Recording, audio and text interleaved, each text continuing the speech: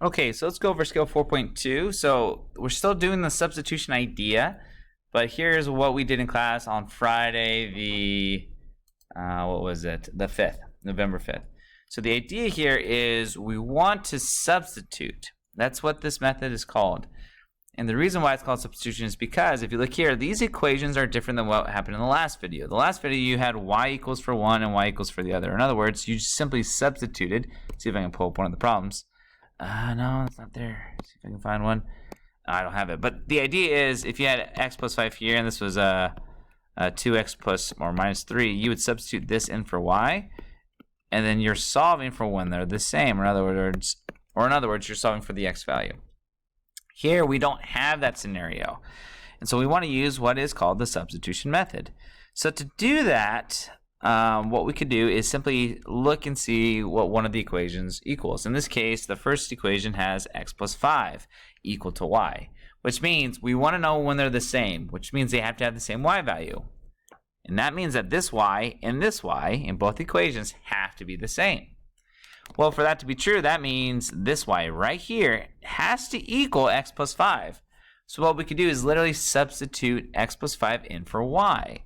So now this becomes 3x plus x plus 5 equal to 25. Combine like terms, and we get 4x plus 5 equal to 25.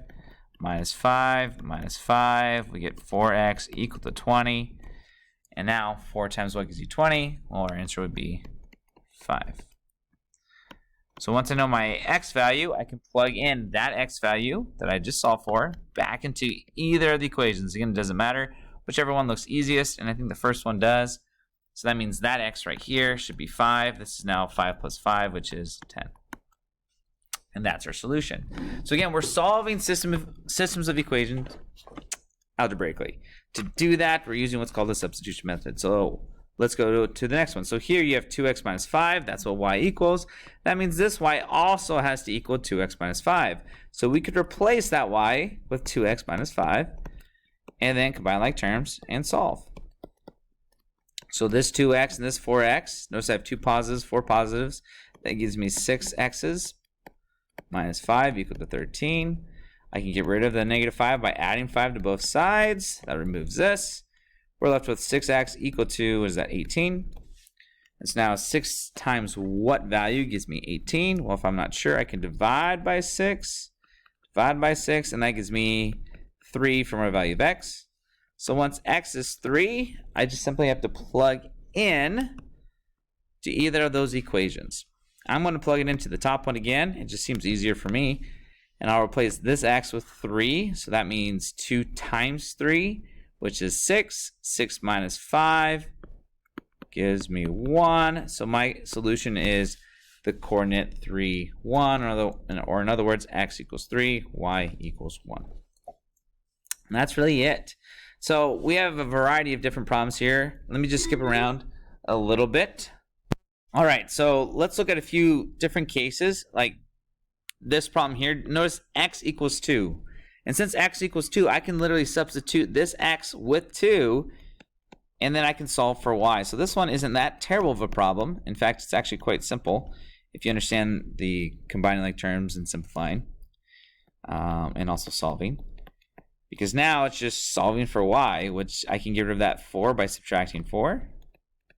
I have negative 4y equal to 2 minus 4 is negative 2.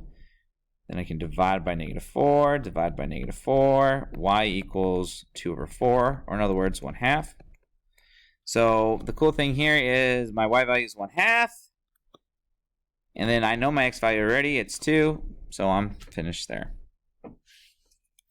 Let me change colors here just to change it up a little bit. I'm going to zoom in a tad more. There we go. So this next problem is a little different because notice it's not just a y anymore. Or in other words, this y here and this y here have to be the same. Excuse me. But that y has a 6, specifically a negative 6 in front of it. So we can't just replace y with x plus 4. We're going to have to distribute or multiply. And you'll see what I mean in a moment. So what I am going to do is take this x plus y, and where you see y, I'm going to put it there. So we have negative 7x minus 6, and then parentheses. Let me change colors just so that way you can see it. the x plus 4 is going in there. Okay, equal to negative 11. So that y has been replaced just like what we've done in the past, but now before I can combine like terms, I need to distribute this negative 6 to everything inside the parentheses.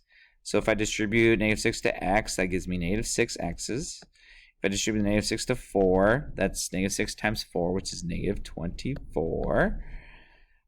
And now I'll just bring down everything else just to help me keep things in order. And now it becomes a combining like terms and solving for x. So if I look here, I have 7 x's that are negative, 6 x's also that are negative. If I combine those, they become more negative. So that would be negative 13x. The negative 24 stays. Negative 11 is here. And then I'll add 24 over. That gives me on the left negative 13x equal to 13, because 11 minus 24 is that. Divide by negative 13, and you get x is equal to negative 11. So that would be my x value. To find the y value, I can plug it into either equation. Again, the second equation seems like the easier form, so I will replace the x with negative 1. Negative 1 plus 4 is 3. So my solution would be x is negative 1, y is 3. So the idea of substitution can be a little messy, and we'll go over another method in the next video that you might like a little bit more. But if I have one of the equations solve for y or solve for x, it is easier simply to substitute it in for the y or the x. So in this next one, that y is going to be replaced with 2 minus 5x. So this would be negative 3x plus 6, parentheses, because again, we're substituting it in for there. 2 minus 5x, that's what y was. And now it's the same style of a problem as the one we just did. I want to distribute the positive 6 through. That would give me positive 12. 6 times negative 5 is negative 30x. Here's your negative 3x. And then I would need to, again, combine like terms. Negative 3 with negative 30, that is more negative, so it's negative 33x plus 12 equal to negative 21. I'll subtract 12 here, subtract 12 here. This gives me negative 33 equal to negative 33x. I will divide now because it's negative 3 times x to both sides. That will give me 1. So now that I know x is 1, I will plug it back into either equation. Notice the bottom is a little bit easier. So 1 goes in for x. So this is now 2 minus 5. Which would be negative 3. And that's the idea, okay? So again, it's quite simple. It can be a little complicated, so excuse me for saying it's quite simple. Let me backtrack for a second. The idea of substituting is simple, but the algebra of combining, distributing, and all that can be a little bit tedious. So in that part, I can understand if you have a little bit of trouble. So that is the substitution method. The only issue with the substitution method is it doesn't necessarily work when you have both equations that are in standard form, or in other words, when the x and y are on the same side of the equal sign. So if that happens, we want to have another method, and that's what you're going to learn in the next video. And so if you're ready to watch that, you can jump right there. And so I hope this made sense. Please check in with me if it doesn't, and I'll help you out. So thanks.